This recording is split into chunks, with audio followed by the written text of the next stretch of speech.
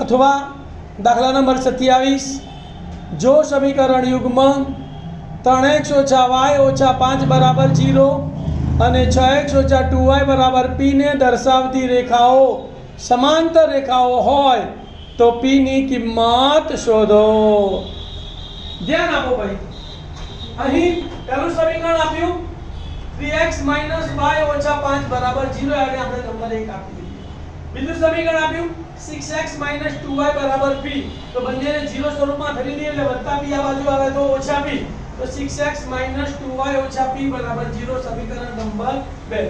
આ સમીકરણ નંબર 1 બન્યું અને આ સમીકરણ નંબર 2 બન્યું। હવે આપણને શરત આપી છે, શું આપી છે કે સમીકરણ યુગ્મની રેખાઓ કેવી છે?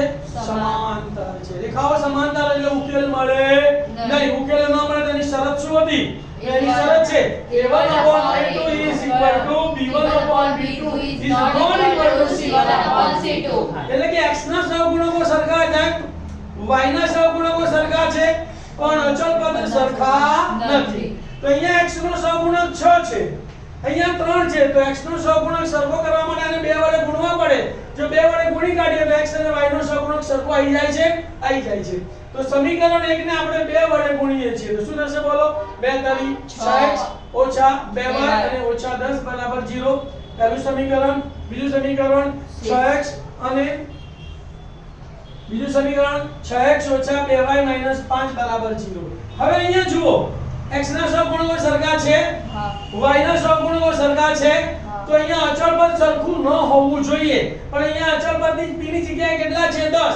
તેનો મતલબ એમ કે હું p બરાબર 10 સિવાયની કોઈપણ કિંમત લઉં, p બરાબર 10 સિવાયની કોઈપણ કિંમત લઉં તો મારું શરતનું સમાધાન થાય છે અને રેખાઓ સમાંતર મળે છે। તો લખવાનું શું કે અહીં a1/a2 is equal to b1/b2 is not equal to c1/c2 છે, તો અહીં p બરાબર 10 આવે તો સમીકરણ સુસંગત બને છે અને સમીકરણ સુસંગત બને એટલે શું થાય?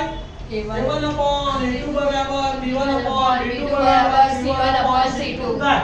એનો મતલબ એવો થયો કે p બરાબર 10 સિવાયની કોઈપણ સંખ્યા માટે સમીકરણ સુસંગત બનતા નથી, એટલે આલેખ સમાંતર રેખાઓ મળે એનો ઉકેલ મળતો નથી। તો આપણે જવાબ શું લખવાનો? p બરાબર 10 સિવાયની કોઈપણ સંખ્યા છે।